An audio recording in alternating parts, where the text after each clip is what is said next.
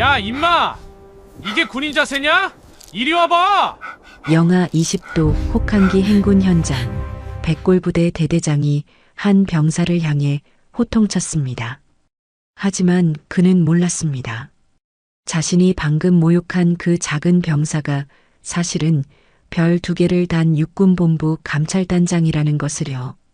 300km 행군 동안 병사들은 방한복도 없이 얼어붙었고 누군가는 의도적으로 장비를 빼돌렸습니다.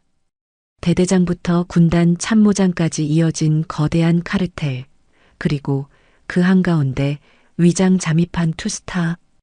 이제 그들의 종말이 시작됩니다. 이야기 시작하기 전 구독과 좋아요 꼭 부탁드립니다. 여러분은 지금 무엇을 하며 어디에서 듣고 계신지, 지역 이름이나 장소를 댓글로 남겨주시면 그곳으로 행운이 가득 깃들길 바라겠습니다. 영하 20도의 찬바람이 계곡 사이를 미친 듯이 휘몰아치고 있었습니다.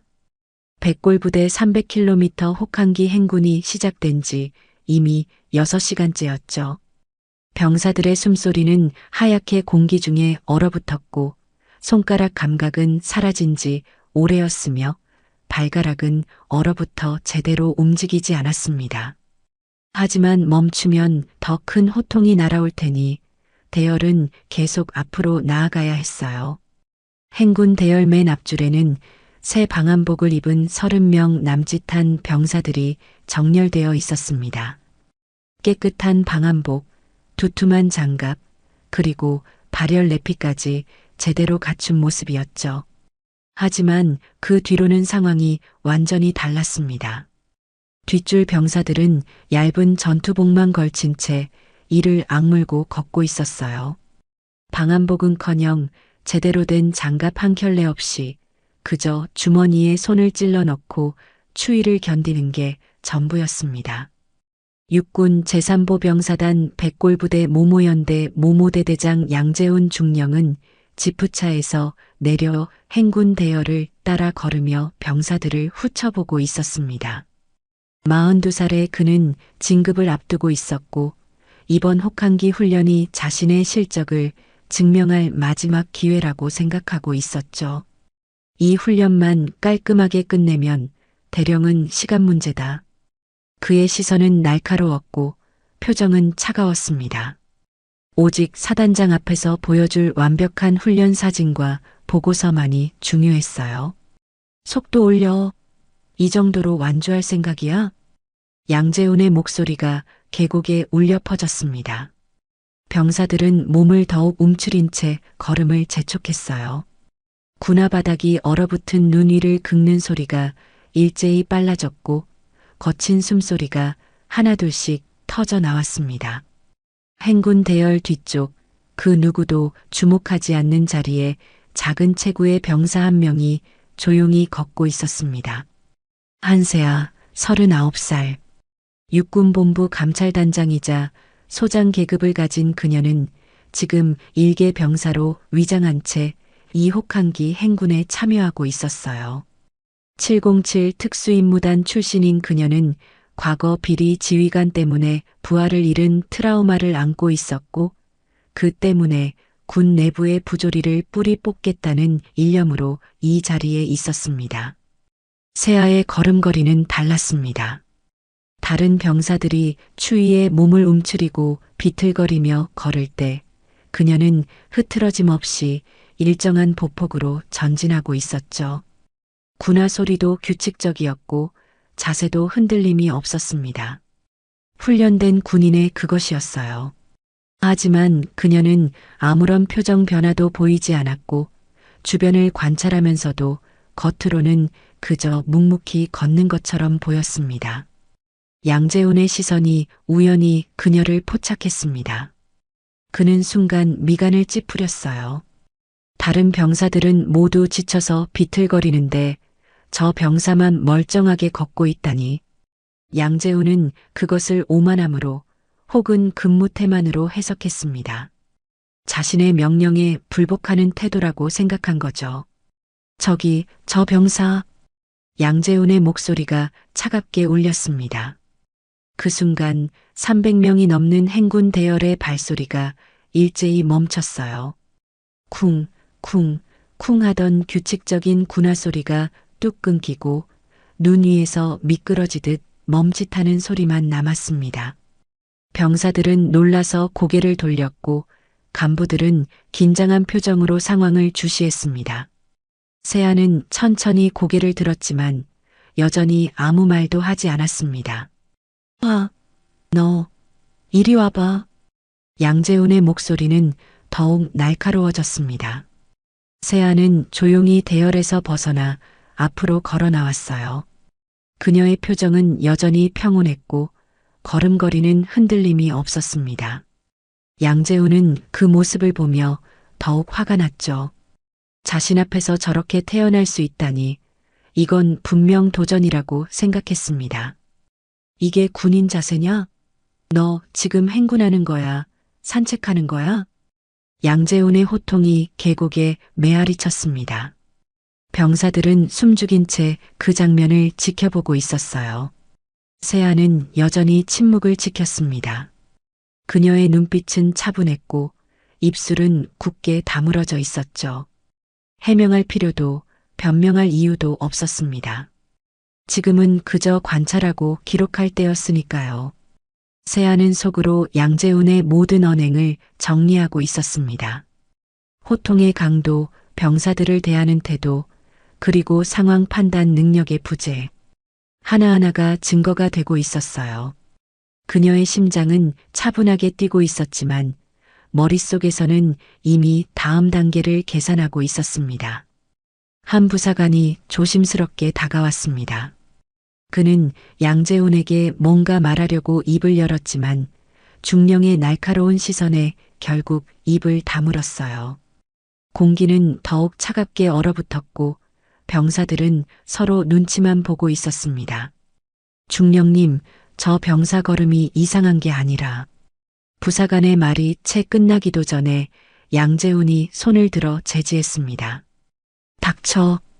내가 판단한다. 양재훈은 세아를 위아래로 훑어보았습니다. 작은 체구, 조용한 태도, 그리고 흔들림 없는 자세. 뭔가 이상하다는 생각이 스쳤지만 그는 그 직감을 무시했어요. 지금 중요한 건 훈련 완수뿐이었으니까요. 너 완주 후에 따로 보자. 번호대. 세아는 짧게 대답했습니다. 202. 목소리는 낮았지만 또렷했습니다. 양재훈은 그 목소리 톤에서도 뭔가 다른 느낌을 받았지만 역시 무시했어요. 그는 손을 휘둘러 세아를 대열로 돌려보냈습니다. 가. 그리고 제대로 걸어. 다시 눈에 띄면 그때는 봐주지 않는다. 세아는 조용히 고개를 숙이고 대열로 돌아갔습니다. 병사들 사이로 섞여 들어가는 그녀의 뒷모습을 바라보던 몇몇 병사들이 작게 속삭였어요. 뭔가 달라. 맞아. 저 걸음걸이 보통이 아니야. 그냥 병사가 아닌 것 같은데. 하지만 그 속삭임은 바람에 흩어졌고 행군은 다시 시작되었습니다. 양재훈은 만족스러운 표정으로 지프차에 올라탔어요. 자신이 방금 군기를 바로잡았다고 생각하며 이번 훈련이 완벽하게 마무리될 거라고 확신했습니다. 하지만 그는 몰랐습니다. 자신이 방금 호통친 그 작은 병사가 사실은 육군본부 감찰단장이며 별 2개를 단 소장이라는 것을요. 그리고 이 순간부터 그의 모든 언행이 기록되고 있다는 것도 말이죠. 세아는 대열 뒤쪽에서 다시 조용히 걷기 시작했습니다. 그녀의 눈빛은 더욱 날카로워졌고 마음속에서는 차가운 결심이 단단하게 굳어지고 있었어요. 보급횡령, 가혹행위, 그리고 병사들을 도구로만 취급하는 저 오만함. 모든 것을 하나하나 기록하고 반드시 응징할 것입니다. 바람은 여전히 매서웠고 행군은 계속되었습니다. 하지만 이제 이 혹한 속에는 보이지 않는 또 다른 전쟁이 시작되고 있었어요. 정의와 부조리 사이에, 진실과 거짓 사이의 싸움 말입니다.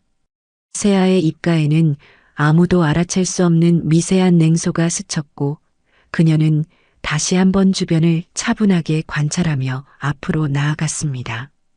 행군이 계속되면서 뒤쪽 중대 병사들의 상태가 눈에 띄게 나빠지고 있었습니다. 대열 간격은 점점 벌어졌고 걸음걸이는 불안정해졌어요. 세아는 대열 뒤쪽에서 조용히 상황을 관찰하고 있었습니다. 그녀의 시선은 병사들의 손가락 끝, 걸음걸이의 변화, 그리고 대열이 흐트러지는 양상을 하나하나 기록하듯 훑고 있었어요. 전문가의 눈으로 보면 이미 동상 초기 증세를 보이는 병사가 10명은 넘었습니다. 앞쪽에서 군수 담당 대위의 목소리가 들려왔습니다. 35살쯤 되어 보이는 그는 뒷줄 병사 몇 명이 방한복을 요청하자 차갑게 손을 내저었어요. 재고 없음. 본부에서 안 내려왔어. 어쩔 수 없다고. 병사들은 아무 말도 하지 못했습니다. 그저 얼어붙은 표정으로 고개를 숙인 채 다시 걷기 시작했죠. 세아는 그 장면을 멀리서 지켜보며 속으로 냉소를 흘렸습니다. 재고가 없다고요? 출발 전 장비 점검 보고서에는 분명히 발열 내피 300벌, 방한 장갑 200켤레가 지급 완료로 기록되어 있었는데 말이에요. 세아는 마음속으로 하나하나 정리했습니다. 장비 점검 보고서와 실제 지급 현황의 차이, 앞줄과 뒷줄의 극명한 대조, 그리고 병사들의 요청을 일축하는 간부들의 태도. 이 모든 게 우연이 아니라 의도된 구조라는 확신이 들었어요.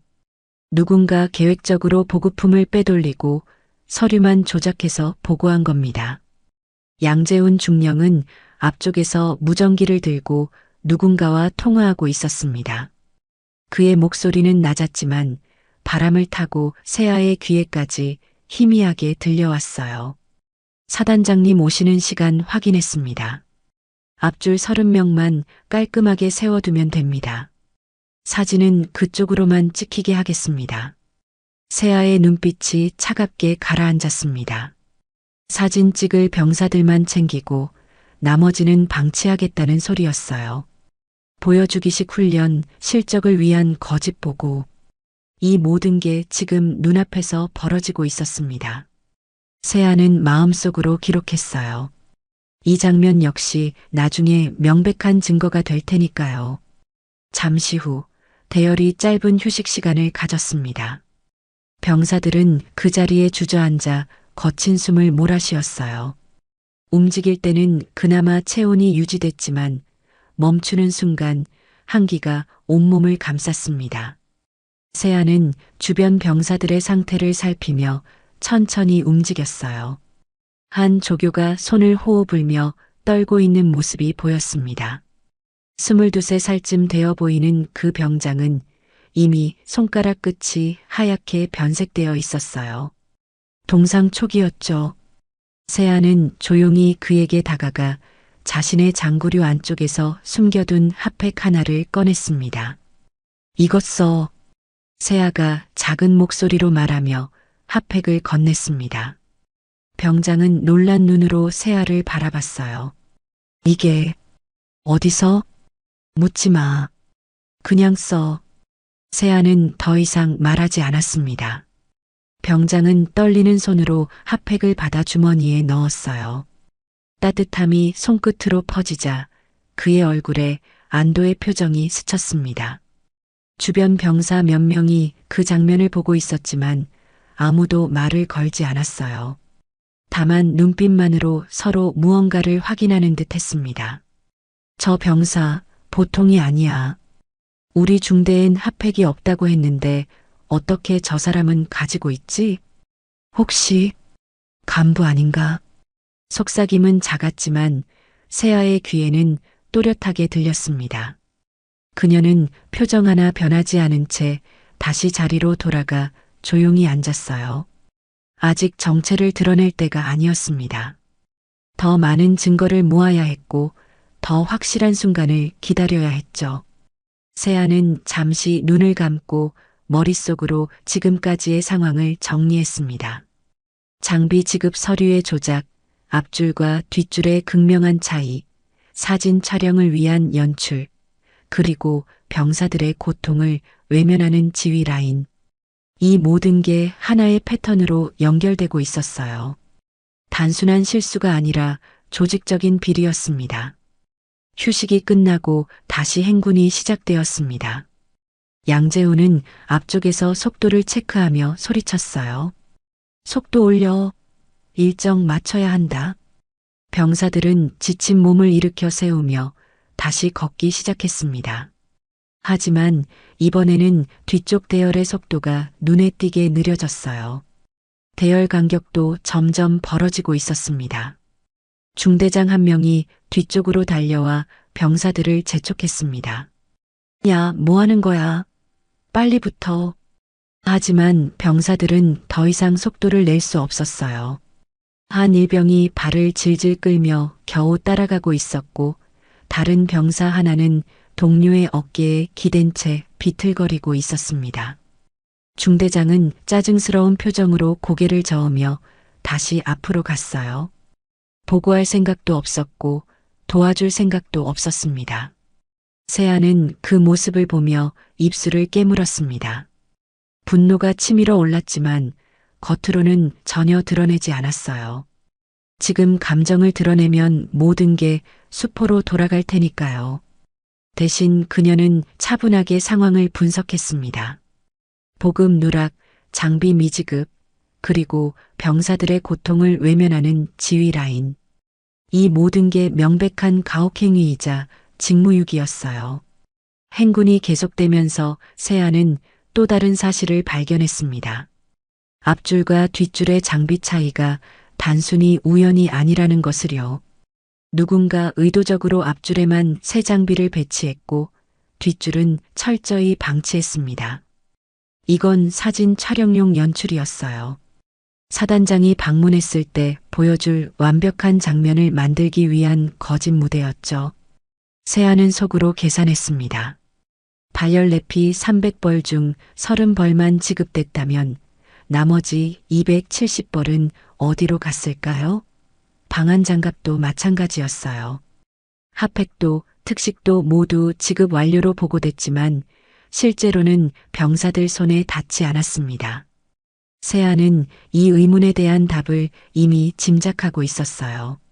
누군가 체계적으로 빼돌리고 있다는 것을요. 그녀는 조용히 주변을 살피며 다음 단계를 준비하기 시작했습니다. 지금까지 모은 정보만으로도 충분히 문제를 제기할 수 있었지만 세아는 더 확실한 증거가 필요했어요. 단순히 대대장 한 명을 처벌하는 것으로는 부족했습니다. 이 부조리의 뿌리를 완전히 뽑아내야 했죠. 저 멀리 앞쪽에서 양재훈의 목소리가 다시 들려왔습니다. 완주 지점까지 4시간 남았다. 페이스 유지해. 병사들은 대답조차 제대로 하지 못한 채 고개만 끄덕였습니다. 세아는 그들의 뒷모습을 바라보며 속으로 말했어요. 조금만 더 견뎌. 곧 끝낼 테니까. 세아의 마음속에서 차가운 결심이 더욱 단단하게 굳어졌습니다. 이 부조리를 반드시 끝내겠다고 병사들이 더 이상 이런 고통을 겪지 않도록 하겠다고 다짐했어요. 바람은 여전히 차갑게 불어왔고 행군은 멈추지 않았습니다. 하지만 세아의 눈빛 속에는 이미 결말이 보이기 시작하고 있었어요. 정의가 승리하고 부조리가 무너지는 그 순간 말입니다. 행군 8시간째 대열은 가파른 오르막길에 접어들고 있었습니다. 경사가 심해지면서 병사들의 숨소리는 더욱 거칠어졌고 발걸음은 한 걸음 한 걸음이 무거운 돌덩이를 끌어올리는 것처럼 느려졌어요. 세아는 여전히 뒤쪽 대열에서 조용히 걷고 있었지만 그녀의 시선은 한 병사에게 고정되어 있었습니다. 서민재 일병, 21살. 보급병으로 복무 중인 그는 지금 대열 한가운데서 비틀거리며 걷고 있었어요. 그의 얼굴은 창백했고 입술은 파랗게 질려 있었습니다. 손가락은 이미 하얗게 변색되어 있었고 발걸음은 점점 느려지고 있었죠. 세아는 그가 동상 초기 증세를 넘어 중기로 접어들고 있다는 걸 한눈에 알아봤어요. 민재는 몇 걸음 더 걷다가 갑자기 휘청거렸습니다. 무릎이 꺾이며 그대로 눈 위에 주저앉을 뻔했지만 옆에 있던 동기가 재빨리 팔을 잡아 지탱해줬어요. 하지만 그 동기도 이미 지쳐 있었고 민재를 계속 부축하기엔 무리였습니다. 민재야, 괜찮아? 동기의 목소리는 떨리고 있었습니다. 민재는 고개를 끄덕이려 했지만 입술이 제대로 움직이지 않았어요. 그저 희미하게 웃으며 다시 걸으려 했지만 발이 말을 듣지 않았습니다. 그의 발가락은 이미 감각을 완전히 잃은 상태였고 군화 안쪽은 얼음처럼 차가웠죠. 앞쪽에서 조교 한 명이 달려왔습니다. 25살쯤 되어 보이는 그 병장은 민재의 상태를 대충 훑어보고는 짜증스러운 표정을 지었어요. 야, 이 정도면 버틸 수 있잖아. 일어나. 조교가 민재의 팔을 잡아 억지로 일으켰습니다. 민재는 비틀거리며 겨우 중심을 잡았지만 눈빛은 초점을 잃고 있었어요. 조교는 그 모습을 보고도 그냥 등을 떠밀며 말했습니다. 빨리 움직여. 대열 흐트러뜨리지 말고. 민재는 떨리는 다리로 다시 걷기 시작했습니다. 하지만 몇 걸음 가지 못해 다시 휘청거렸어요. 이번엔 완전히 무릎이 꺾이며 눈 위로 쓰러질 뻔했습니다. 그 순간 누군가 재빨리 그의 팔을 잡아 넘어지는 것을 막았어요. 세아였습니다. 세아는 조용히 민재를 부축하며 일으켰습니다. 그녀의 손길은 단호했지만 부드러웠고 민재가 중심을 잡을 수 있도록 정확하게 지탱해줬어요. 민재는 놀란 눈으로 세아를 올려다봤습니다. 그 눈빛 속에는 감사함과 동시에 혼란이 섞여 있었죠. 뒤로 빠져. 세아가 조교를 향해 낮고 단호한 목소리로 말했습니다. 조교는 잠시 얼어붙었어요. 일개 병사가 자신에게 명령조로 말한다는 게 믿기지 않았던 겁니다. 하지만 세아의 눈빛에는 거역할 수 없는 무언가가 있었어요. 조교는 본능적으로 한 걸음 물러섰습니다. 세아는 민재를 대열 옆으로 데려가 잠시 앉혔습니다. 그리고는 자신의 장구류 안쪽에서 남겨뒀던 핫팩을 꺼내 민재의 손에 쥐어줬어요. 민재는 떨리는 손으로 그것을 받았고 따뜻함이 손끝으로 전해지자 눈시울이 붉어졌습니다. 이거 우리 중대엔 없는데. 민재의 목소리는 떨리고 있었습니다. 세아는 아무 말도 하지 않았어요. 그저 민재의 상태를 확인하며 그가 호흡을 가다듬을 수 있도록 기다려줬습니다. 민재는 핫팩을 주머니에 넣고 천천히 숨을 고르기 시작했어요. 고맙습니다. 정말. 민재가 작게 말했습니다. 세아는 여전히 침묵했지만 그녀의 눈빛은 조금 부드러워졌어요. 민재는 그 눈빛을 보며 이상한 확신을 느꼈습니다. 이 사람은 보통 병사가 아니라는 것을요. 세아는 민재의 어깨를 가볍게 두드리며 일으켰습니다. 그리고는 자신의 팔을 민재의 팔에 걸어 함께 걷기 시작했어요. 민재는 세아의 도움을 받으며 천천히 걸었고 속도는 느렸지만 안정적으로 앞으로 나아갔습니다. 세아는 민재의 걸음에 맞춰 속도를 조절했고 그가 넘어지지 않도록 계속 지탱해줬어요. 주변 병사들이 그 모습을 보고 있었습니다. 누군가 동료를 지키려는 모습, 누군가를 포기하지 않는 모습. 병사들의 눈빛이 조금씩 달라지기 시작했어요. 그들은 속으로 생각했습니다. 저 사람은 대체 누구일까? 왜 저렇게 다른 걸까? 앞쪽에서 양재훈의 목소리가 들려왔습니다. 저기 또 처지는 놈 있다. 뭐 하는 거야? 양재훈이 멀리서 민재와 세아를 보며 짜증을 냈습니다. 중대장 한 명이 급히 뒤쪽으로 달려왔어요. 그는 민재에게 압박을 넣으려 했지만 세아가 앞을 가로막았습니다. 이 병사는 지금 동상 중기 증세입니다. 더 무리하면 위험합니다. 세아의 목소리는 차분했지만 단호했습니다. 중대장은 순간 당황했어요. 일개 병사가 자신에게 의학적 진단을 내놓는 상황이 믿기지 않았던 겁니다.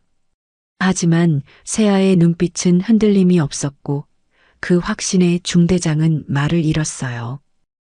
그래도 중대장이 말을 더듬거렸습니다. 세아는 더 이상 대꾸하지 않고 민재를 계속 부축하며 걸었어요. 중대장은 어쩔 수 없이 그 자리에 서서 그들의 뒷모습을 바라봤습니다.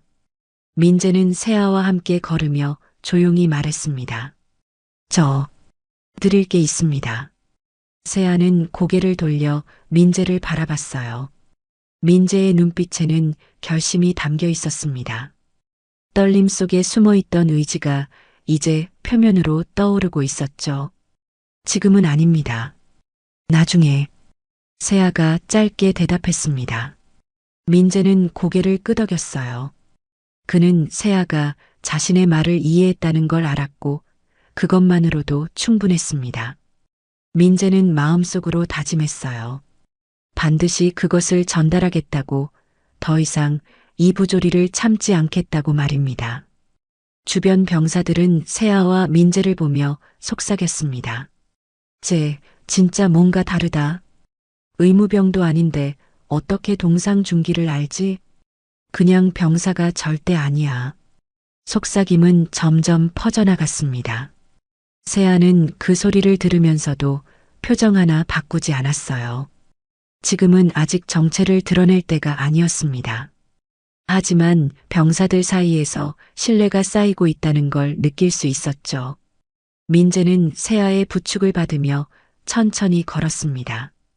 핫팩의 따뜻함이 손끝으로 퍼지면서 조금씩 감각이 돌아오기 시작했어요.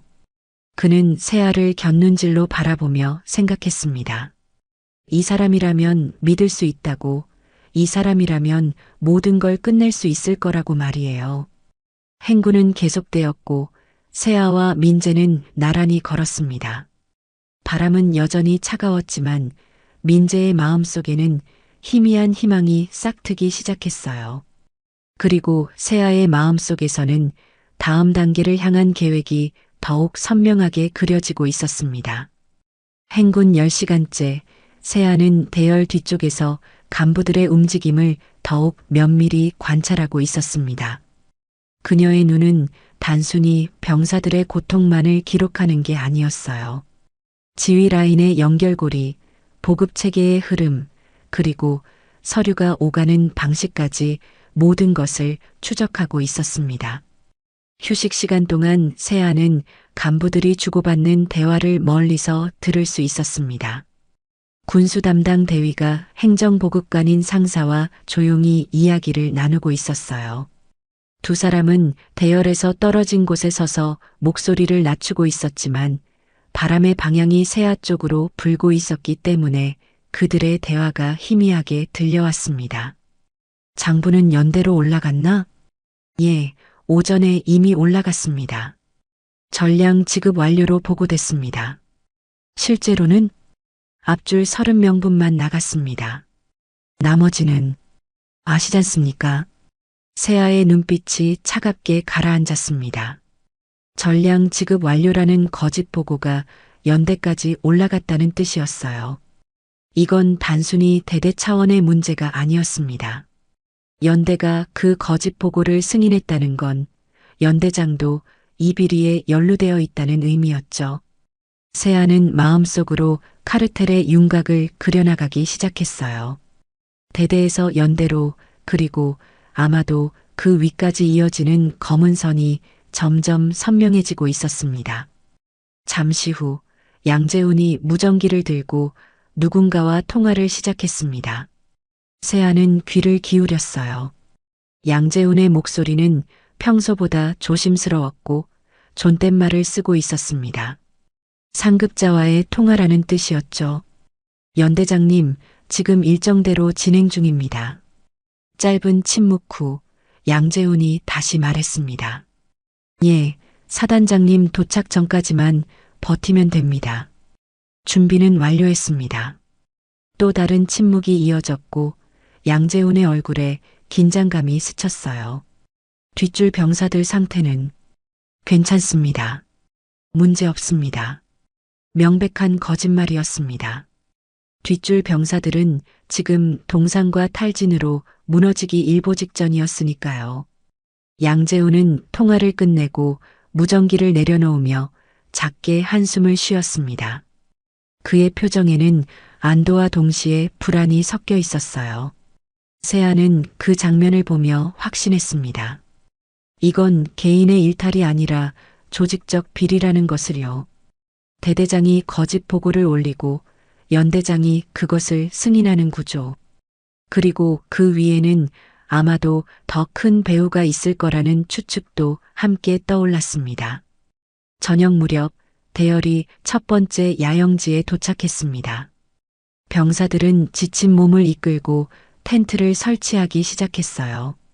세아는 민재가 텐트를 치는 모습을 멀리서 지켜보고 있었습니다. 민재는 여전히 손가락 끝이 제대로 움직이지 않아 어려움을 겪고 있었지만 그래도 포기하지 않고 천천히 작업을 이어가고 있었죠. 해가 지고 어둠이 내려앉자 민재가 세아에게 조심스럽게 다가왔습니다.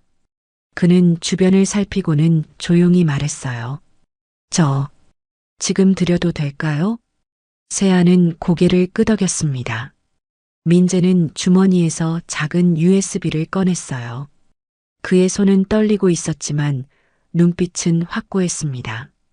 그 USB는 민재가 몇 달 동안 목숨을 걸고 모아온 것이었어요. 개인 휴대물품 검열 때마다 걸릴 뻔했지만 기회가 없어서 계속 숨겨왔던 겁니다. 이거 몇 달 동안 모은 겁니다. 민재의 목소리는 작았지만 단호했습니다. 세아는 조용히 USB를 받았어요. 그녀의 표정은 변하지 않았지만 마음속으로는 민재의 용기에 감사하고 있었습니다. 무슨 내용이야? 세아가 짧게 물었습니다. 민재는 숨을 한번 크게 들이쉬고 대답했어요. 장부 스캔하고 실제 창고 사진이 있습니다. 발열 내피 300벌이 지급 완료로 나와 있는데 창고엔 그대로 쌓여 있어요. 방한 장갑이랑 특식도 마찬가지고요. 세아의 눈빛이 날카로워졌습니다. 이건 결정적 증거였어요. 서류 조작과 실물 증거가 함께 있다면 카르텔을 무너뜨리는 게 가능했습니다. 군수과장하고 행정보급관이 주고받은 메시지도 녹음했습니다.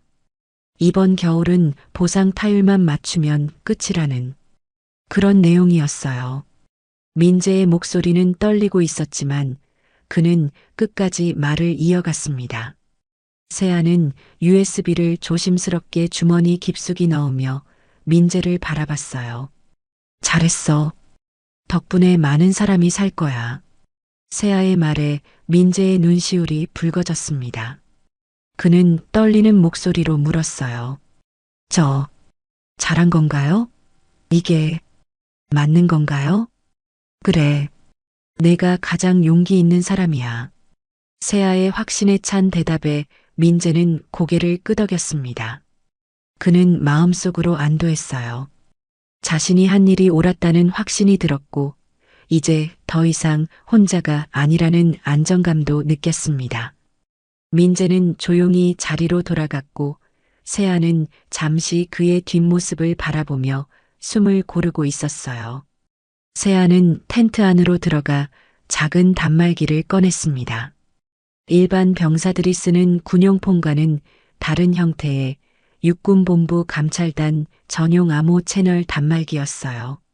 지휘계통과는 별도로 운영되는 보안 통신망이었죠. 세아는 짧은 암호문을 작성해 육군본부 특임 헌병인 문지한 중령에게 전송했습니다. 잠시 후 문지한으로부터 답신이 왔습니다. 즉시 준비하겠습니다. 신호만 주십시오. 세아는 단말기를 내려놓으며 주변을 살폈습니다. 병사들은 텐트를 치고 간부들은 저녁 식사 준비를 하고 있었어요. 평범해 보이는 풍경이었지만 세아는 알고 있었습니다. 이 평범함 뒤에 숨겨진 부조리가 곧 드러날 거라는 것을요. 멀리서 양재훈이 다시 무전기를 들고 통화하는 모습이 보였습니다. 그는 여전히 연대장과 이야기를 나누고 있었어요. 오늘만 넘기면 됩니다. 내일까지는 절대 터지면 안 됩니다. 양재훈의 목소리에는 긴장이 묻어나고 있었습니다. 세아는 그 모습을 보며 차가운 미소를 지었어요. 오늘만 넘기면 된다고요? 아니, 오늘 밤이 바로 시작입니다. 세아는 조용히 텐트 밖으로 나와 하늘을 올려다봤습니다. 별이 총총이 박힌 밤하늘이 차갑게 빛나고 있었어요. 그녀는 깊게 숨을 들이마셨습니다. 민재가 건넨 USB는 주머니 속에서 묵직한 무게로 느껴졌고 그 무게만큼이나 세아의 결심도 단단해지고 있었어요. 병사들은 텐트 안에서 하루의 피로를 풀고 있었고 간부들은 내일 일정을 점검하고 있었습니다. 하지만 아무도 몰랐어요. 지금 이 순간 모든 것을 바꿀 증거가 확보되었다는 것을, 그리고 정의의 칼날이 서서히 갈아지고 있다는 것을 말입니다. 세아는 다시 텐트 안으로 들어가 조용히 앉았습니다. 그녀의 마음속에서는 이미 다음 단계가 명확하게 그려지고 있었어요. 증거 확보 완료, 헌병 대기, 그리고 정체 공개 준비. 모든 조각이 제자리를 찾아가고 있었습니다. 이제 남은 건 결정적인 순간을 기다리는 것뿐이었죠. 새벽 2시 야영지는 고요했습니다. 병사들은 텐트 안에서 지친 몸을 뉘어 잠들어 있었고 간부들도 내일을 위해 휴식을 취하고 있었어요. 하지만 세아는 잠들지 않았습니다. 그녀는 텐트 입구에 앉아 내일의 계획을 정리하고 있었죠. 그때였습니다.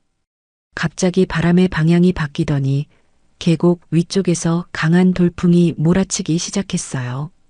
세아는 즉시 몸을 일으켰습니다. 바람의 세기가 예사롭지 않았죠. 순식간에 돌풍은 야영지 전체를 휩쓸었고 텐트들이 흔들리기 시작했습니다. 쾅! 쾅! 텐트 말뚝이 뽑히는 소리가 연달아 들렸어요. 첫 번째 텐트의 줄이 끊어지며 천막이 허공으로 날아갔고 그 안에 있던 장비들이 사방으로 흩어졌습니다. 병사들이 비명을 지르며 텐트 밖으로 뛰쳐나왔어요. 곧이어 두 번째, 세 번째 텐트도 무너지기 시작했습니다. 텐트 잡아, 빨리. 간부 한 명이 소리쳤지만 이미 상황은 통제 불능이었습니다. 바람은 점점 더 강해졌고 텐트 기둥이 쓰러지며 그 아래 있던 병사 하나가 깔렸어요. 비명 소리가 어둠 속에서 터져나왔습니다. 으악! 다리가... 세아는 망설임 없이 달려갔습니다. 그녀는 쓰러진 텐트 기둥을 한 손으로 들어 올리며 깔린 병사를 끌어냈어요. 그 힘과 속도는 일반 병사의 것이 아니었습니다. 주변에 있던 조교들이 놀란 눈으로 세아를 바라봤죠. 저 사람, 어떻게 혼자서? 하지만 세아는 신경 쓸 겨를이 없었습니다. 그녀는 부상당한 병사를 안전한 곳으로 옮긴 후 즉시 무너지는 텐트들을 향해 뛰어갔어요. 나일론 줄이 풀려 날아가려는 순간 세아가 재빨리 그것을 잡아 고정했습니다. 그녀의 손놀림은 정확했고 매듭을 묶는 방식은 군 전문 구조대 수준이었어요. 여기 말뚝 다시 박아. 세아가 외치자 주변에 있던 병사 몇 명이 달려와 함께 작업을 시작했습니다. 세아는 텐트 축을 다시 세우고 무너진 구조물을 안정화시켰어요. 그녀의 지시는 명확했고 움직임은 흔들림이 없었습니다. 병사들은 자연스럽게 세아를 중심으로 모여들었고 혼란스럽던 야영지가 빠르게 정리되기 시작했죠. 한쪽에서는 기절한 병사가 누워 있었어요. 의무병이 달려왔지만 어떻게 해야 할지 당황하고 있었습니다. 세아가 그곳으로 다가가 병사의 상태를 재빨리 확인했어요. 호흡은 불안정했고 맥박이 약했습니다. 기도 확보부터 해. 턱을 들어 올리고 고개를 뒤로 젖혀. 세아가 침착하게 지시했습니다. 의무병은 놀란 표정으로 세아를 바라봤지만 곧 그녀의 말대로 따라했어요. 세아는 병사의 몸을 회복 자세로 눕히고 담요를 덮어 체온이 떨어지지 않도록 조치했습니다. 이제 괜찮아. 계속 호흡 확인해. 세아의 목소리는 단호했지만 안정적이었습니다. 의무병은 고개를 끄덕이며 병사를 지켜보기 시작했어요. 주변에 있던 간부들은 어리둥절한 표정으로 세아를 바라보고 있었습니다. 중대장 한 명이 세아에게 다가왔습니다. 32살의 그 대위는 처음으로 세아에게 말을 걸었어요. 너 어디서 배운 거야? 세아는 대답하지 않았습니다. 그저 조용히 고개를 숙이고 다시 야영지를 정리하기 시작했어요. 중대장은 더 이상 묻지 않았지만 그의 눈빛에는 의심과 동시에 존경이 섞여 있었습니다. 바람이 조금씩 잦아들기 시작했습니다. 텐트는 대부분 다시 고정되었고 부상자들도 안전하게 보호받고 있었어요. 병사들은 세아를 바라보며 작게 속삭였습니다. 저 사람 진짜 누구야? 그 속삭임 속에는 의심보다 신뢰가 더 많이 담겨 있었습니다. 세아는 그 소리를 들으면서도 표정 하나 바꾸지 않았어요. 행동만으로 충분히 보여줬으니까요. 정리가 어느 정도 끝나갈 무렵 민재가 세아에게 조심스럽게 다가왔습니다. 그는 작은 목소리로 말했어요. 저기, 감사합니다. 덕분에 살았습니다. 세아는 민재를 바라보며 짧게 고개를 끄덕였습니다. 민재는 잠시 망설이다가 더 작은 목소리로 물었어요. 혹시 오늘 밤에 다시 만날 수 있을까요? 드릴 말씀이 더 있습니다. 세아는 주변을 살피고는 조용히 대답했습니다. 새벽 4시 텐트 뒤편으로 와. 민재는 고개를 끄덕이고 조용히 자리로 돌아갔습니다. 세아는 그의 뒷모습을 바라보며 속으로 생각했어요. 민재가 더 중요한 정보를 가지고 있을지도 모른다고 말이죠. 간부들은 야영지를 돌아보며 피해 상황을 점검하고 있었습니다. 양재우는 멀리서 이 모든 상황을 지켜보고 있었어요. 그의 표정은 복잡했습니다. 오늘 밤의 혼란 때문에 일정이 지연될까 걱정하는 동시에 저 이상한 병사 때문에 뭔가 꺼림칙한 느낌이 들었죠. 세아는 다시 자신의 텐트로 돌아갔습니다. 그녀는 조용히 앉아 오늘 밤의 상황을 정리했어요. 야영지 붕괴로 인해 자신의 능력 일부가 드러났지만 그것은 오히려 기회가 될 수도 있었습니다. 병사들의 신뢰를 얻었고 이제 그들은 세아를 믿기 시작했으니까요. 세아는 주머니 속 USB를 만지작거리며 생각했습니다. 민재가 더 줄 정보가 무엇일까요? 혹시 카르텔의 더 높은 단계를 증명할 증거일까요? 세아의 마음은 조용했지만 그 안에서는 불길이 타오르고 있었어요. 밖에서는 병사들이 여전히 마무리 작업을 하고 있었고 간부들은 피해 보고서를 작성하고 있었습니다. 하지만 아무도 몰랐어요. 오늘 밤 이 야영지에서 벌어진 일이 단순한 자연재해 대응이 아니라 거대한 부조리를 무너뜨릴 서막이라는 것을 말입니다. 세아는 텐트 안에 누워 눈을 감았지만 잠들지 않았습니다. 새벽 4시까지 2시간이 남았어요. 그 2시간 동안 세아는 모든 것을 정리하고 다음 단계를 준비해야 했습니다. 민재와의 만남, 그리고 그 이후에 벌어질 모든 일들을 말이죠. 시간은 천천히 그러나 확실하게 흘러가고 있었습니다. 정의의 칼날은 이미 갈아졌고 이제 그것을 휘두를 순간만을 기다리고 있었어요. 세아의 입가에는 아무도 알아챌 수 없는 미세한 미소가 스쳤고 그녀는 조용히 다음을 준비하기 시작했습니다. 새벽 4시 세아는 텐트 뒤편에 조용히 서 있었습니다. 차가운 공기가 얼굴을 스쳤고 어둠은 여전히 야영지를 감싸고 있었어요. 주변은 고요했습니다. 병사들은 모두 잠들어 있었고 간부들도 휴식을 취하고 있었죠. 발소리가 들렸습니다. 민재가 조심스럽게 다가오고 있었어요. 그는 주변을 여러 번 살피며 천천히 걸어왔고 세아 앞에 서자 긴장한 표정으로 숨을 고르기 시작했습니다. 왔어. 세아가 낮은 목소리로 말했습니다. 민재는 고개를 끄덕이며 주머니에서 무언가를 꺼냈어요. 작은 종이 한 장이었습니다. 이건 어젯밤에 드린 USB에 없는 겁니다. 민재의 목소리는 떨리고 있었습니다. 세아는 종이를 받아들고 조심스럽게 펼쳤어요. 어둠 속에서도 글씨가 희미하게 보였습니다. 그것은 손으로 직접 쓴 메모였어요. 이게 뭐야? 군단 참모장 강우성 준장의 서명이 들어간 문서 목록입니다. 세아의 눈빛이 날카로워졌습니다. 군단 참모장까지 연결된다는 건 이 비리가 대대나 연대를 넘어선다는 의미였어요. 어떻게 알았어?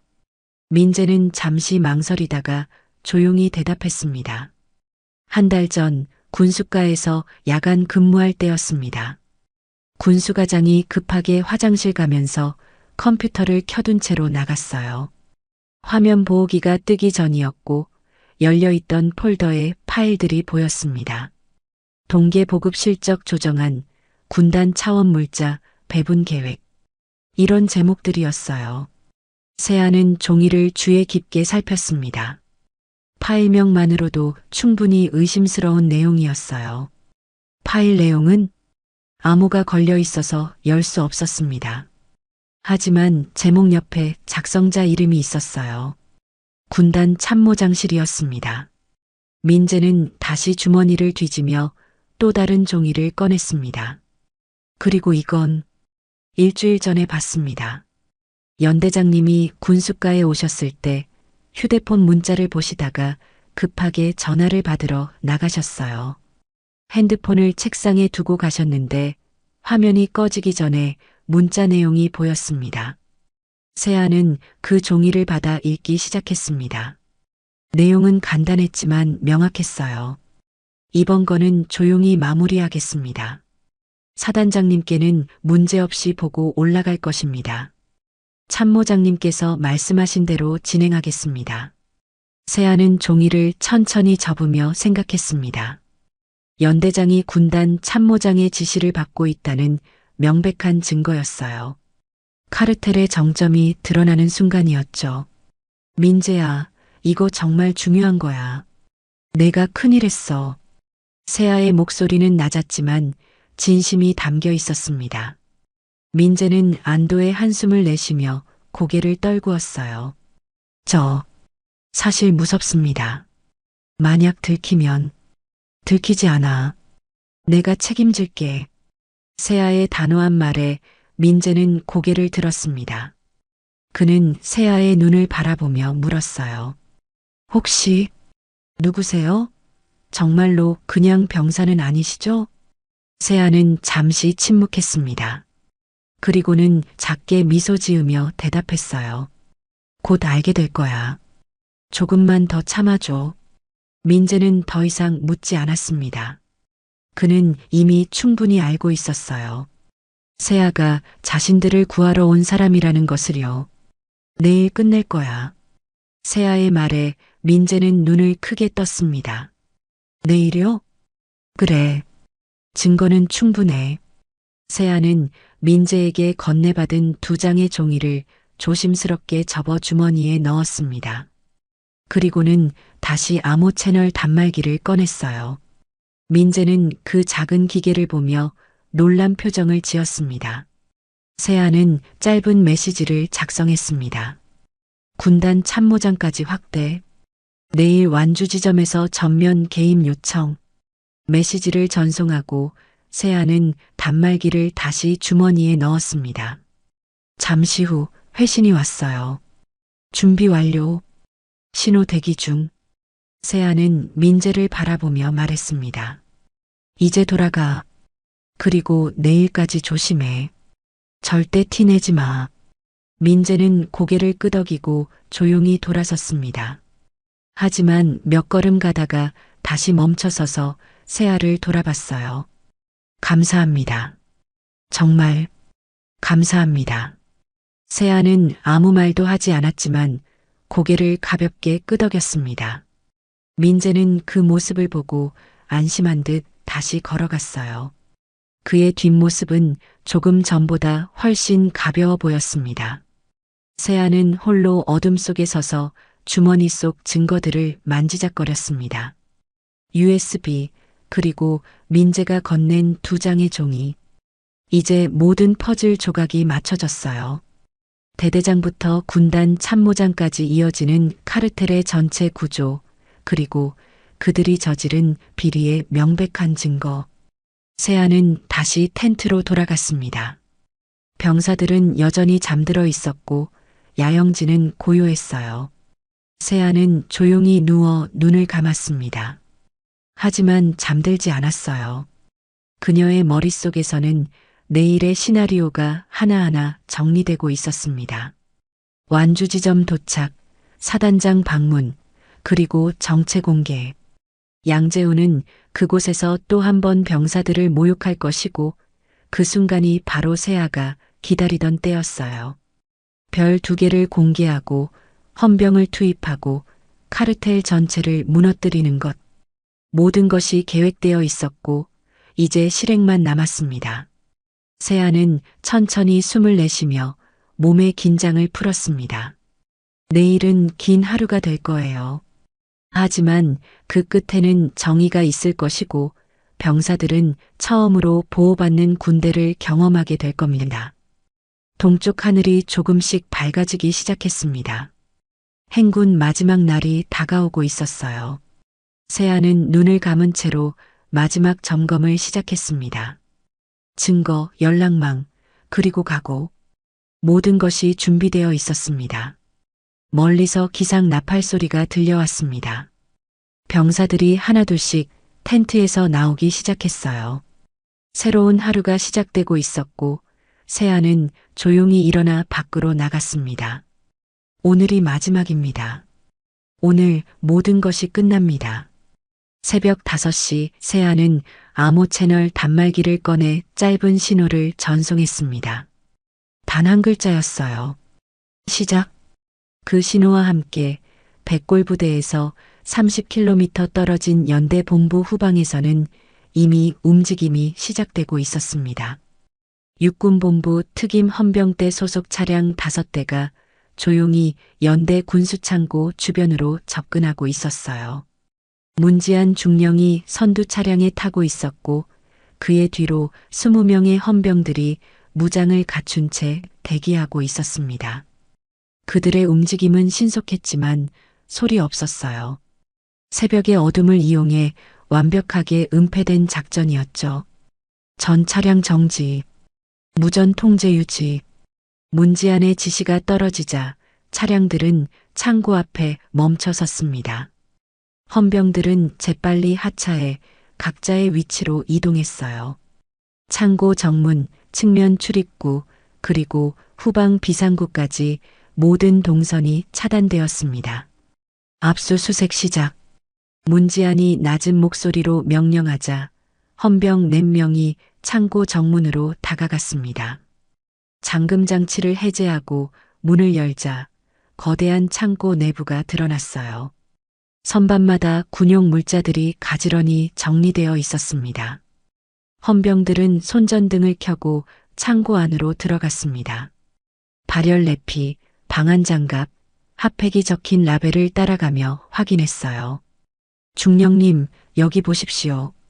한 헌병이 창고 깊숙한 곳에서 문지안을 불렀습니다. 그곳에는 아직 포장도 뜯지 않은 발열 내피가 상자째 쌓여 있었어요. 헌병이 상자를 열어보자 새 제품들이 그대로 들어 있었습니다. 수량 확인. 문지안의 지시에 따라 헌병들이 상자를 하나씩 세기 시작했습니다. 총 300벌이었어요. 출고 기록에는 전량 지급 완료로 나와 있지만 실제로는 창고에 그대로 보관되어 있었던 겁니다. 방한 장갑도 200켤레가 미개봉 상태로 선반 뒤편에 있었죠. 사진 촬영하고 봉인. 이후 발견 물품은 동일하게 처리. 헌병들은 신속하게 작업을 진행했습니다. 카메라 플래시가 어둠 속에서 터졌고 빨간색 증거 태그가 붙여지기 시작했어요. 문지안은 즉시 세아에게 암호 메시지를 전송했습니다. 발열 내피 300벌, 방한 장갑 200켤레 미지급 확인. 증거 확보 완료. 야영지에서 행군 준비를 하던 세아는 단말기를 확인하고 작게 미소 지었습니다. 첫 번째 단계가 완료된 겁니다. 헌병들은 창고 수색을 마치고 연대 본부로 이동했습니다. 새벽 6시, 아직 대부분의 간부들이 잠들어 있는 시간이었어요. 문지안은 헌병 6명과 함께 군수가 사무실로 들어갔습니다. 컴퓨터 압수, 서류 전량 봉인. 헌병들은 체계적으로 움직였습니다. 컴퓨터는 전원을 끄지 않고 그대로 압수했고 서류 캐비닛을 열어 안에 있던 문서들을 박스에 담았어요. 중령님, 이거 보십시오. 한 헌병이 서류 더미 사이에서 특이한 문서를 발견했습니다. 그것은 동계 보급 실적 조정안이라는 제목의 문서였어요. 작성자는 군단 참모장실이었고 결재란에는 연대장 노기환의 서명이 선명하게 찍혀 있었습니다.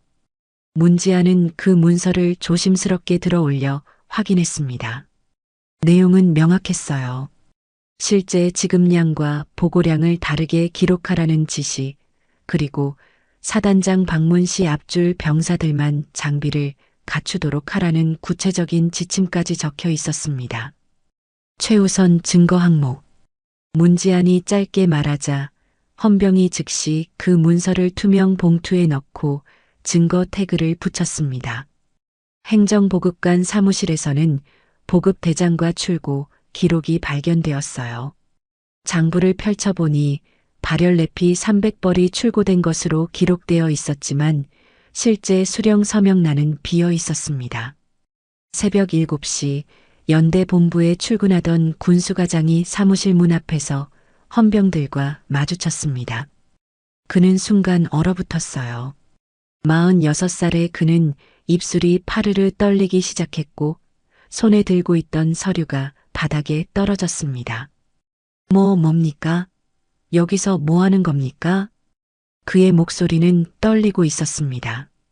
문지안이 그에게 다가가 신분증을 제시했어요. 육군본부 특임 헌병대 문지안 중령입니다. 보급비리 혐의로 압수수색 중입니다. 군수과장의 얼굴이 하얗게 질렸습니다. 그는 뒤로 비틀거리며 벽에 등을 기댔어요. 숨소리가 거칠어졌고 손은 주체할 수 없이 떨렸습니다. 저는 아무것도 명령만 따랐을 뿐입니다. 저는 그저 그의 목소리는 점점 작아졌습니다. 변명이 소용없다는 걸 그 자신도 알고 있었어요. 헌병 2명이 그의 양팔을 잡았고 그는 힘없이 고개를 떨구었습니다. 눈가가 붉어졌고 입술을 깨물며 눈물을 참으려 했지만 소용없었어요. 동행해 주시죠. 같은 시각 행정보급관인 상사도 연대 본부로 출근하다가 체포되었습니다. 그는 군수과장과 달리 아무 말도 하지 않았어요. 그저 고개를 숙인 채 헌병들을 따라갔을 뿐이었죠. 문지안은 다시 세아에게 메시지를 전송했습니다. 연대 본부 봉쇄 완료. 군수과장, 행정보급관 체포, 서류 증거 확보, 연대장 체포 대기 중. 세아는 메시지를 확인하고 주변을 살폈습니다.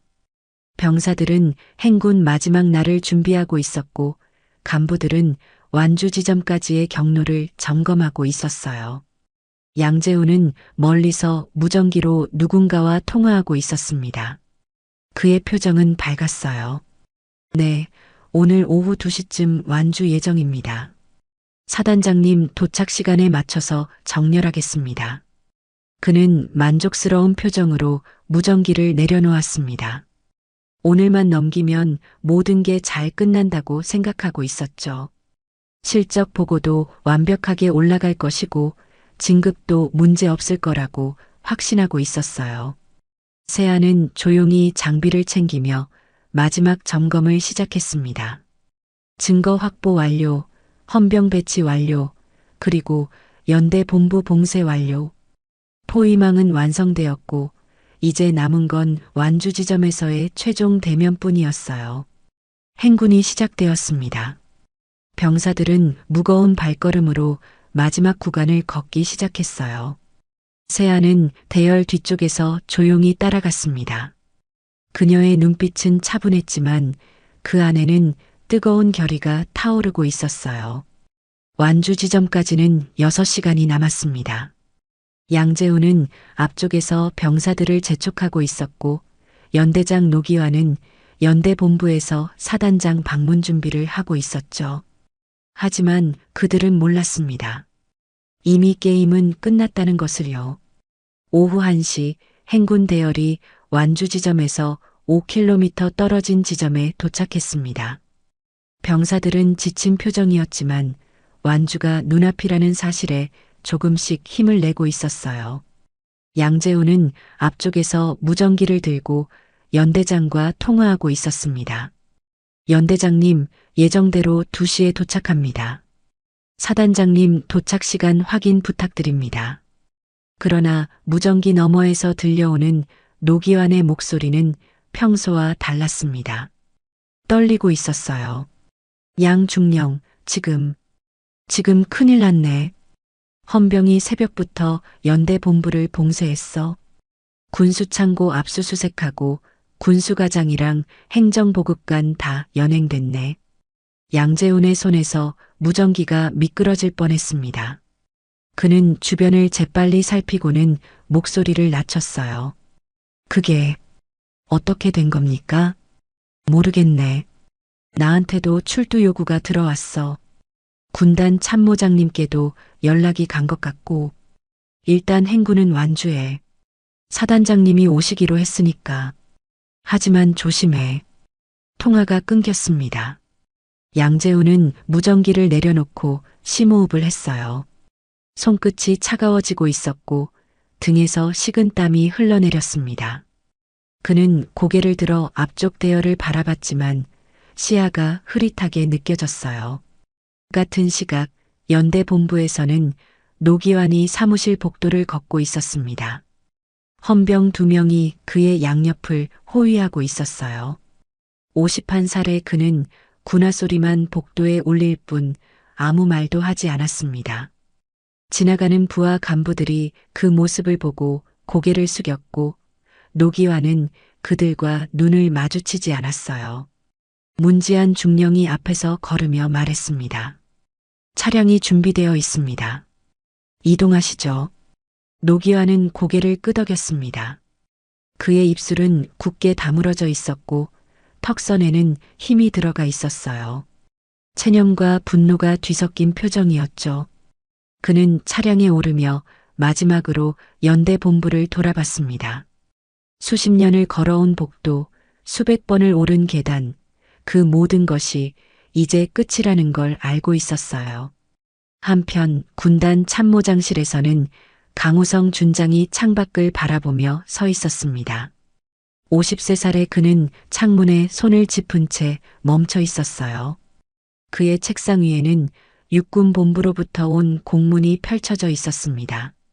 감찰 확대 조사 대상 통보서였죠. 부관이 조심스럽게 문을 두드렸습니다. 참모장님, 본부에서 오후 5시까지 출두하시라는 연락이 왔습니다. 강우성은 대답하지 않았습니다. 그는 여전히 창밖을 바라보고 있었어요. 부관은 더 이상 말하지 않고 조용히 문을 닫고 나갔습니다. 강우성은 홀로 남아 눈을 감았습니다. 모든 것이 무너지는 소리가 들리는 것 같았어요. 오후 2시 행군 대열이 완주 지점에 도착했습니다. 병사들은 환호성을 지르며 서로를 격려했어요. 3일간의 300km 행군이 드디어 끝난 겁니다. 하지만 양재훈의 표정은 어두웠어요. 그는 계속 무전기를 확인하며 불안해하고 있었습니다. 사단장의 차량이 완주 지점에 도착했습니다. 55살의 사단장은 차에서 내려 주변을 둘러봤어요. 양재훈은 급히 달려가 경례를 올렸습니다. 사단장님, 백골부대 모모연대 모모대대 혹한기 300km 행군 완주 보고드립니다. 사단장은 고개를 끄덕이며 병사들을 바라봤습니다. 하지만 그의 표정도 평소와 달랐어요. 수고했네. 병사들 상태는? 모두 무사히 완주했습니다. 양재훈이 대답했지만 그의 목소리에는 확신이 없었습니다. 사단장은 그 떨림을 눈치챘어요. 그는 양재훈을 날카롭게 바라보며 물었습니다. 양중령, 연대 본부에서 무슨 일이 있었는지 아나? 양재훈은 순간 말문이 막혔습니다. 그는 입술을 달싹이며 대답을 찾으려 했지만 아무 말도 나오지 않았어요. 그때였습니다. 대열 뒤쪽에서 세아가 천천히 앞으로 걸어 나왔습니다. 병사들은 그 모습을 보며 숨죽였어요. 양재훈은 세아를 보며 미간을 찌푸렸습니다. 야, 너 뭐 하는 거야? 누가 나오라고 했어? 세아는 대답하지 않았습니다. 그녀는 양재훈을 지나쳐 사단장 앞으로 걸어갔어요. 양재훈이 그녀의 팔을 잡으려 했지만 세아는 재빨리 피했습니다. 사단장은 세아를 바라보며 고개를 갸웃거렸어요. 세아는 사단장 앞에 섰습니다. 그리고는 조용히 자신의 방한복 지퍼를 내렸어요. 그 순간 별 2개가 박힌 육군본부 감찰단장 소장 견장이 드러났습니다. 주변 공기가 얼어붙었습니다. 병사들은 눈을 크게 뜨며 믿을 수 없다는 표정을 지었고 간부들은 입을 다물지 못했어요. 양재훈은 뒤로 비틀거리며 한 걸음 물러섰습니다. 그의 입이 벌어졌지만 아무 소리도 나오지 않았어요. 눈동자가 흔들렸고 숨소리만 거칠게 새어나왔습니다. 사단장은 즉시 차렷 자세를 취하며 경례를 올렸습니다. 감찰단장님, 사단장 보고드립니다. 세아는 경례를 받으며 조용히 말했습니다. 지금부터 육군본부 감찰단의 공식 조사 결과를 발표하겠습니다. 양재훈은 그 자리에 서서 세아를 바라봤습니다. 그의 머릿속은 하얗게 비어 있었고 심장은 미친 듯이 뛰고 있었어요. 세아의 목소리가 계속 들려왔지만 그에게는 메아리처럼 울릴 뿐이었습니다. 세아는 병사들을 향해 돌아서며 말했습니다.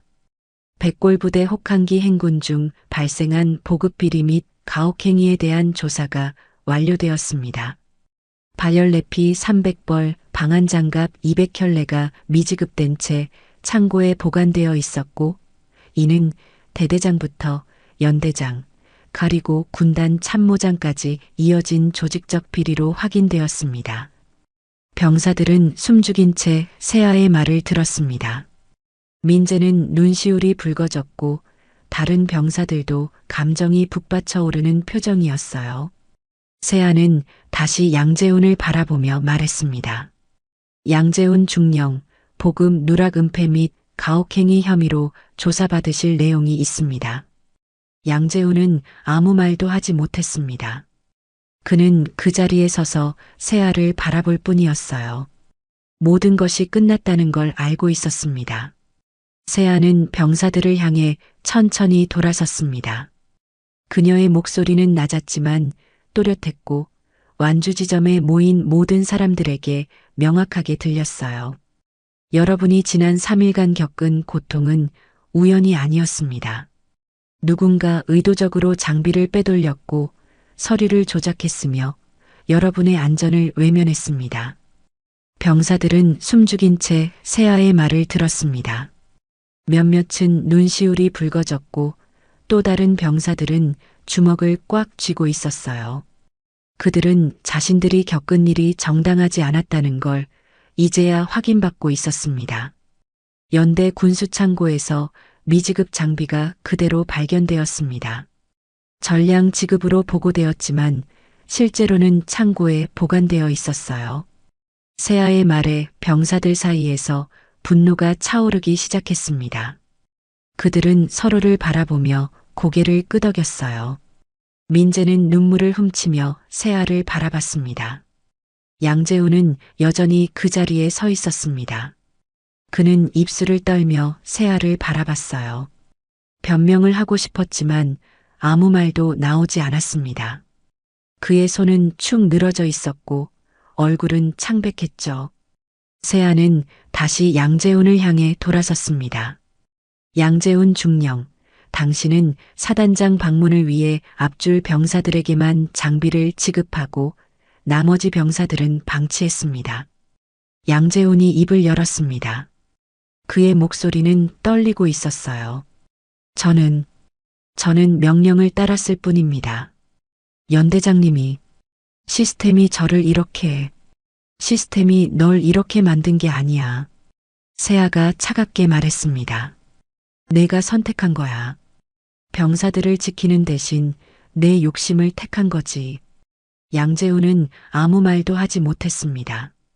그는 고개를 떨구고 눈을 감았어요. 모든 변명이 무의미하다는 걸 알고 있었습니다. 그때 헌병 차량 2대가 완주 지점에 도착했습니다. 문지한 중령이 차에서 내려 세아에게 다가왔어요. 그는 경례를 올리며 보고했습니다. 감찰단장님, 연대장 노기환 대령 연행 완료했습니다. 수고했어. 대대장 양재훈 중령 연행해. 문지안이 손짓하자 헌병 2명이 양재훈에게 다가갔습니다. 양재훈은 저항하지 않았어요. 그는 그저 고개를 숙인 채 헌병들을 따라갔습니다. 병사들은 그 모습을 지켜보며 복잡한 표정을 지었어요. 분노와 동시에 허탈함이 섞여 있었습니다. 양재훈이 헌병 차량에 오르기 직전 그는 뒤를 돌아봤습니다. 병사들과 눈이 마주쳤어요. 그들의 눈빛에는 실망과 배신감이 가득했습니다. 양재훈은 다시 고개를 숙이고 차량에 올랐어요. 문이 닫히고 차량은 천천히 출발했습니다. 세아는 병사들을 향해 다시 돌아섰습니다. 그녀의 목소리는 부드러워졌어요. 여러분은 잘못한 게 없습니다. 여러분은 끝까지 완주했어요. 정말로 수고했습니다. 병사들은 세아의 말을 듣고 눈물을 흘리기 시작했습니다. 그들은 지난 3일간의 고통이 인정받았다는 사실에 감정이 북받쳐 올랐어요. 민재는 주저앉아 울기 시작했고 다른 병사들도 하나둘씩 눈물을 흘렸습니다. 사단장은 세아에게 다가와 조용히 물었습니다. 감찰단장님, 이후 조치는 어떻게 진행됩니까? 연대장과 대대장은 군사법원에 회부될 예정입니다. 군단 참모장도 조사 후 처분이 결정될 겁니다. 사단장은 고개를 끄덕였습니다. 그는 병사들을 바라보며 깊게 한숨을 내쉬었어요. 세아는 병사들을 향해 마지막 말을 건넸습니다. 군대는 약자를 지킬 때 가장 강합니다. 병사들은 세아를 향해 경례를 올렸습니다. 그들의 눈빛에는 감사와 존경이 담겨 있었어요. 세아는 그 경례를 받으며 조용히 미소 지었습니다. 완주 지점은 조용해졌습니다. 바람이 불어왔고 해는 서쪽으로 기울고 있었어요. 민재가 세아에게 다가왔습니다. 그는 떨리는 목소리로 말했어요. 감사합니다. 정말 감사합니다. 세아는 민재의 어깨를 가볍게 두드렸습니다. 내가 용기를 냈기 때문에 가능했어. 고마워. 민재는 눈물을 훔치며 고개를 끄덕였습니다.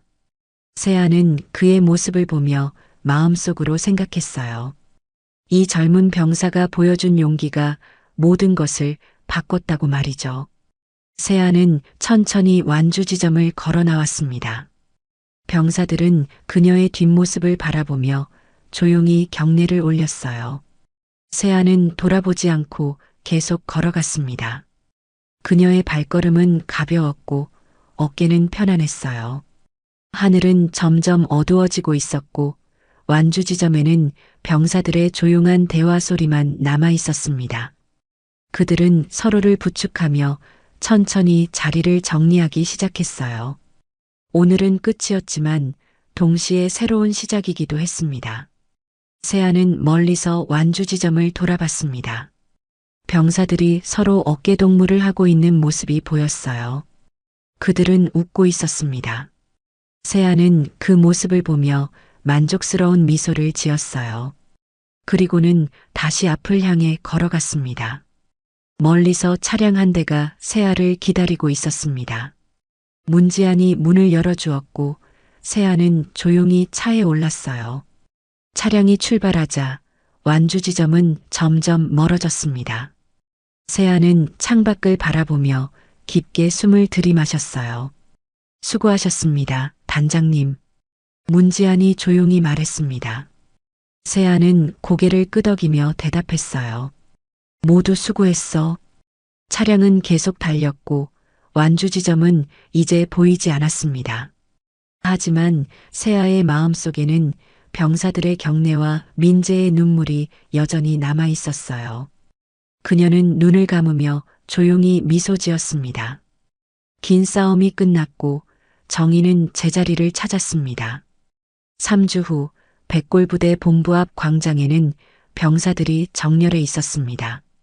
겨울 햇살이 부드럽게 내려앉고 있었고 병사들의 표정은 3주 전과 확연히 달랐어요. 밝았고 편안했습니다. 사단장이 단상에 올라 마이크 앞에 섰습니다. 그는 병사들을 바라보며 천천히 입을 열었어요. 지난 3주간 우리 부대에는 큰 변화가 있었습니다. 보급비리 사건으로 연대장, 대대장을 포함한 여러 간부들이 군사법원에 회부되었습니다. 병사들은 조용히 그 말을 들었습니다. 사단장은 잠시 말을 멈추고 깊게 숨을 들이마셨어요. 앞으로 이런 일이 다시는 일어나지 않도록 우리 모두 노력하겠습니다. 병사들 사이에서 박수가 터져 나왔습니다. 사단장은 고개를 숙여 인사하고 단상에서 내려왔어요. 행사가 끝나고 민재는 새로 부임한 대대장에게 보고를 마치고 밖으로 나왔습니다. 그는 이제 상병 계급장을 달고 있었어요. 진급은 예정보다 빨랐지만 그의 용기를 인정받은 결과였습니다. 민재는 부대 뒤편 벤치에 앉아 하늘을 올려다봤습니다. 그는 주머니에서 작은 사진 한 장을 꺼냈습니다. 완주 지점에서 병사들과 함께 찍은 단체 사진이었죠. 그 사진 한쪽 구석에는 세아가 조용히 서 있었어요. 그때 일이 꿈만 같아. 옆에 앉은 동기가 말했습니다. 민재는 고개를 끄덕이며 사진을 바라봤어요. 진짜 그랬지. 그 병사가 투스타였다니. 덕분에 우리 살았어. 너도 나도. 동기의 말에 민재는 조용히 미소 지었습니다. 그는 사진을 다시 주머니에 넣으며 일어섰어요. 가자. 후임들 훈련 봐줘야 돼. 두 사람은 나란히 걸어갔습니다. 민재는 걸으면서 생각했어요. 이제 자신이 후임들을 지켜야 한다고 세아가 자신을 지켜줬던 것처럼 말이죠. 같은 시각 육군본부 감찰단 사무실에서는 세아가 책상 앞에 앉아 보고서를 정리하고 있었습니다. 백골부대 보급비리 사건 최종 보고서였어요. 그녀는 마지막 페이지를 넘기며 천천히 읽었습니다. 양재훈 중령 군사법원 판결 결과 징역 3년 선고. 노기환 대령 징역 5년 선고. 강우성 준장 현재 조사 진행 중. 세아는 보고서를 덮고 창밖을 바라봤습니다. 문이 노크되었고 문지안이 들어왔습니다. 그는 세아에게 다가와 서류 한 뭉치를 건넸어요. 단장님, 백골부대에서 감사 편지가 왔습니다. 병사들이 직접 쓴 겁니다. 세아는 서류를 받아 펼쳤습니다. 손으로 직접 쓴 편지들이었어요. 글씨는 서툴렀지만 진심이 담겨 있었습니다. 감사합니다. 덕분에 살았습니다. 저희를 지켜주셔서 감사합니다. 앞으로 저도 약한 사람을 지키는 군인이 되겠습니다. 세아는 편지를 천천히 읽으며 미소 지었습니다. 그녀의 눈가가 조금 촉촉해졌어요. 내가 한 게 아니야. 민재가 용기를 냈고 병사들이 끝까지 버텨줬어. 문지아는 경례를 올리고 조용히 사무실을 나갔어요. 세아는 홀로 남아 편지들을 다시 읽기 시작했습니다. 저녁 무렵 육군본부 뒤편 산책로에서 세아는 민재를 만났습니다. 휴가를 나온 민재는 상병 계급장을 단 채 세아를 향해 달려오고 있었죠. 휴가 나와서 꼭 한번 뵙고 싶었습니다. 세아는 민재를 바라보며 미소 지었습니다. 많이 달라졌네. 표정이 좋아. 민재는 수줍게 웃으며 대답했습니다. 덕분입니다. 정말 감사합니다. 세아는 민재의 어깨를 가볍게 두드렸습니다. 이제 내가 후임들을 지켜줘야 해.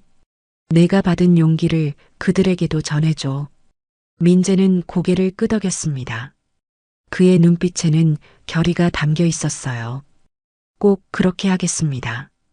두 사람은 잠시 함께 걸었습니다. 민재가 조심스럽게 물었어요. 단장님, 군대가 정말 바뀔 수 있을까요? 세아는 잠시 생각하고는 대답했습니다. 한 번에 바뀌진 않아. 하지만 너 같은 사람들이 있으면 조금씩 바뀔 거야. 민재는 그 말을 가슴에 새기며 고개를 끄덕였습니다. 그는 세아를 향해 경례를 올렸고 세아는 그 경례를 받아주었습니다. 잘 지내, 민재야. 단장님도 건강하세요. 민재는 천천히 돌아서서 걸어갔습니다. 세아는 그의 뒷모습을 바라보며 조용히 미소 지었어요. 백골부대에서는 병사들이 저녁 점호를 마치고 생활관으로 돌아가고 있었습니다. 그들의 얼굴에는 웃음이 있었고 걸음걸이는 가벼웠어요. 부대 게시판에는 새로운 공지가 붙어 있었습니다. 보급체계 개선 안내, 병사 인권 보호 지침, 그리고 내부 신고 시스템 안내문이었죠. 병사들은 그것을 읽으며 서로 이야기를 나눴습니다. 이제 진짜 달라지는 건가? 그런 것 같아. 분위기가 완전히 바뀌었잖아. 예전보단 확실히 나아. 병사들은 생활관으로 들어가며 하루를 마무리했습니다. 그들은 서로 농담을 주고받으며 웃었고 내일을 기대했습니다. 육군본부 사무실로 돌아온 세아는 책상 위에 놓인 다음 사건 파일을 집어들었습니다. 그녀는 그것을 천천히 펼쳤어요. 새로운 싸움이 시작되고 있었지만 세아는 준비되어 있었습니다. 그녀는 창밖을 바라봤습니다. 어둠이 내려앉고 있었지만 멀리 불빛들이 하나둘씩 켜지고 있었어요. 세아는 파일을 덮고 조용히 미소 지었습니다. 긴 겨울이 끝나고 봄이 오고 있었습니다. 여러분은 어떠셨나요? 혹시 주변에서 부조리를 목격하거나 경험하신 적이 있으신가요? 때로는 용기 있는 한 사람의 목소리가 세상을 바꾸기도 합니다. 오늘 이야기가 여러분께 작은 위로와 용기가 되었기를 바랍니다. 여러분의 이야기도 듣고 싶습니다. 댓글로 여러분의 생각과 사연을 들려주세요. 다음 이야기로 찾아뵙겠습니다. 감사합니다.